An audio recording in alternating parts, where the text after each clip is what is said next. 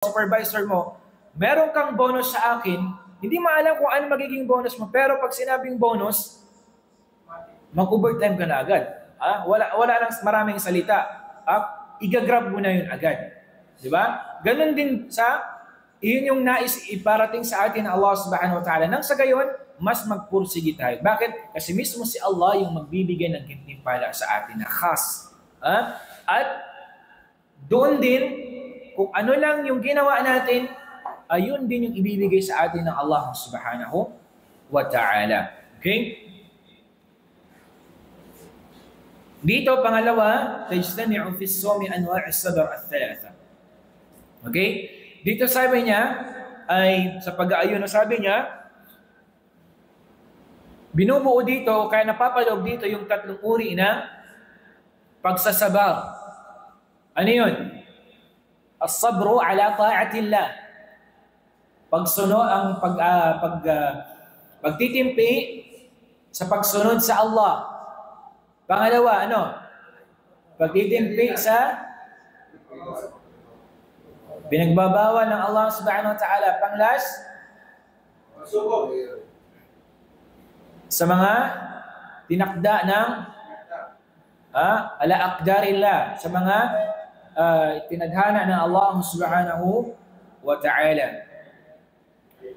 Pangatlo, ang pag-aayuno, as-sawmu yashfa'u li sahibihi yawm al-qiyamah. Ang pag-aayuno, sabi niya, ay mamamagitan, syafa'a, doon sa araw ng paghuhukom. Siya ay mamamagitan sa iyo, sa Allah subhanahu wa ta'ala, at sasabihin niya na ito si fulan, siya ay nag-ayuno. Okay? Pang-apat, as-sawmu min al-a'mal allati wa'adahu Allah ta'ala fa'iluha bil maghfirati wal ajri al-'azim. Okay? Ang pag-aayuno, sabi niya, ay kabilang sa mga gawain na pinangakuan ng Allah subhanahu wa ta'ala ng malaking gantimpala at ng kanyang awa. Okay? Ikalima, as-siyamu kaffaratun lidh-dhunubi wal khataya. Ang pag-aayuno ay binubura nito, okay, pinapatawad yung ating mga kasalanan. Okay, so kapag ikaw ay nag-aayuno, kung ikaw ay nakagawa ng kasalanan sa Allah subhanahu wa ta'ala, insyaAllah ta'ala ay ipagpatawad niya sa iyo.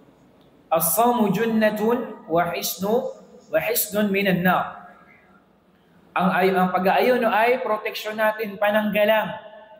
Okay, at wa hisnun minan nar. At ito ang magpoprotekta sa atin mula sa impyerno.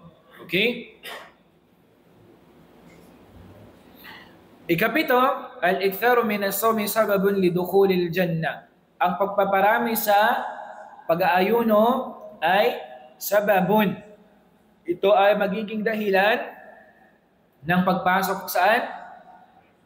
Sa paraiso. Anong pintuan? Yung papasukan ng mga nag-aayuno na special lamang sa kanila. Babur Rayyan. Babur Rayyan. Okay? Ikawalo, khuluqu fami as-sa'imi atyabu 'inda Allah min rihil misk. Okay? Ikawalo, ang amoy ng bibig ng nag-aayuno atyabu 'inda Allah min rihil misk. Ay mas mabango pa para sa Allah kaysa sa pabango ng misk. Pinakamabangong pabango, yung misk. Sa paningin ng Allah ay mas mabango pa yung hininga ng nag-aayuno kaysa doon sa misk na iyon. Okay? So ito ay ilan lamang sa mga kainaman ng pag-aayuno. Okay?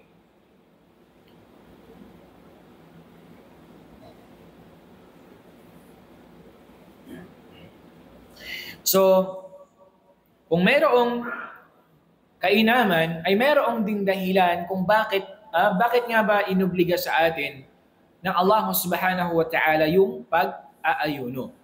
Okay, lalo na yung pag-aayuno sa buwan ng Ramadan. Ano bang dahilan? Wisdom ng Allah kung bakit niya sa atin inobliga ito. Okay? Unang-una mga kapatid sa pananampalatayang Islam, أن الصوم وسيلة لتحقيق تقوى الله عز وجل. Pag-aayuno sabi niya yung mga way, paraan para mapatotoo natin yung pagkatakot sa Allah subhanahu wa ta'ala. Paano kaya yun? Para litahqiq, para mapatotoo natin yung pagkatakot natin sa Allah subhanahu wa ta'ala. Diba? Bakit? Kasi sa pag-aayuno, ikaw at ang Allah lamang yung nakakaalam na ikaw ay nag-aayuno. Maaring itago mo kay brother doon sa kwarto mo, mayroon kang saging doon, gawa ka ng fruit salad, sabi mo, fasting man ako, bro. Pero pagdating sa kwarto, may Pepsi, Pepsi, yung pala umiinom na.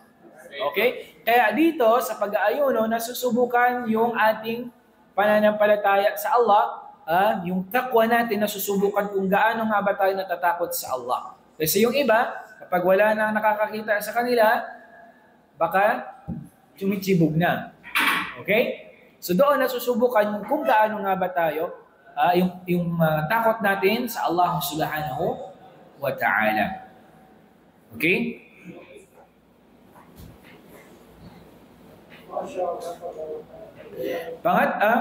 Pangalawa, tarbiyatun nafs ala al-iradati wa quwwati at-tahammul. Pangalawa mga kapatid, ito yung pagtatarbiya, pagdidisiplina natin sa ating mga sarili, sa ating mga kagustuhan at wa quwwati at-tahammul. Ibig sabihin yung lakas natin sa pagpipigil, pagdadala ng ating mga sarili.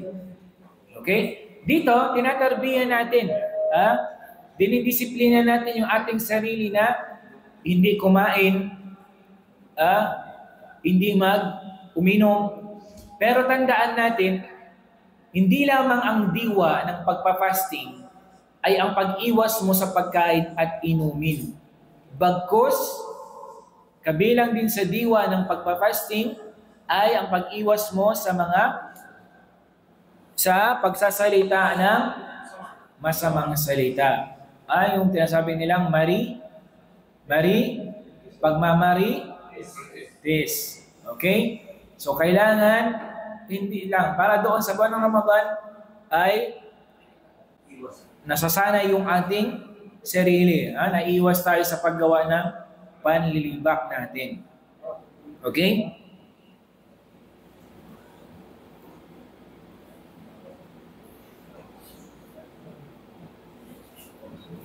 Sa pagpa-fasting din, nililinis yung ating katawan mula sa masamang pag-uugali.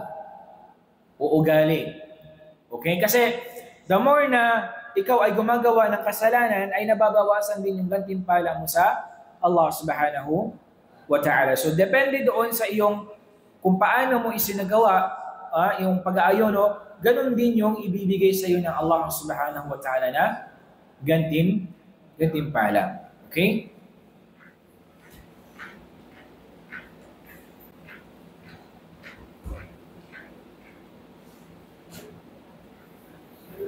So, dito tayo, natapos na natin yung kainaman, gayon din yung hikmah, yung wisdom, dahilan kung bakit ito inobliga sa atin ng Allah subhanahu wa ta'ala.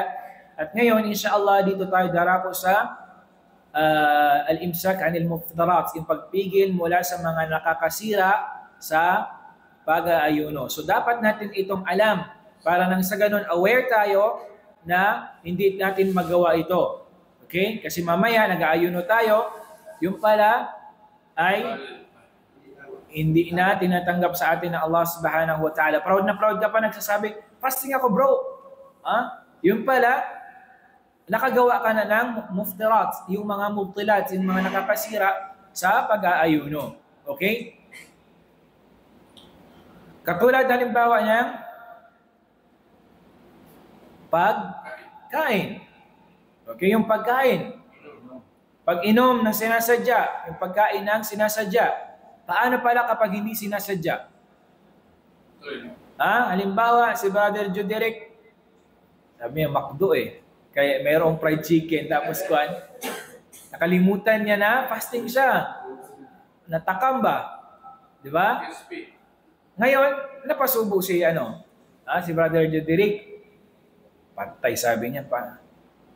Ano kaya ito? Sira na? O hindi pa? Okay, sinabi ng Rasul sallallahu alaihi wasallam, man akala aw shariba falyutimma sawmahu fa innama at'amahu Allahu saqahu. Sinabi ng propeta sallallahu alaihi wasallam, sino man sabi niya ang nakakain, nakainom, falyutimma sawmahu. Kumpletuhin niya yung pagpapasting niya. Ibig sabihin, i-continue niya. Fa innama at'amahu Allahu wa saqahu. Dahil tunay na siya ay pinakain ng Allah at pinainom. Okay? So kapag mayroong cases na ganon, nakalimutan mo na ikaw ay fasting, okay, at naalala mo habang ikaw ay nagsubo, itigil mo na iyon. Kasi pwede pa yung i-continue. Huwag lang yung parang sasabi ka na, alam mo, na fasting ka, pero siya mo, ay nakalimutan ko, pero nagsubok ka. Hindi yun pwede. Hila yun, sabi nila, discard yun. Okay?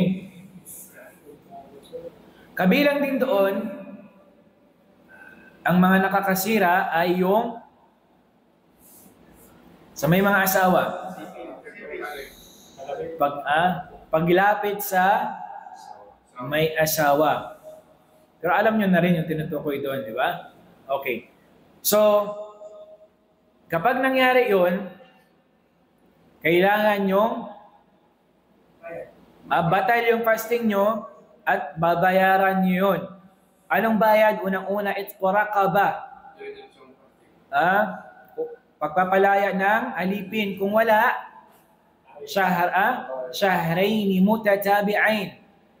2 months straight na fasting. Kung yung isang buwan nga, hirap ka na, paano pa kaya ang 2 buwan? Muulim jiddan.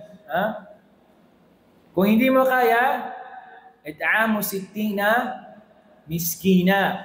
Ilan yung 60? 60 na mahihirap. So yun ay bit-tertib. Ibig sabihin nun, hindi ka pwede mag-proceed doon sa pagpapakain kung kaya mo namang mag-fasting.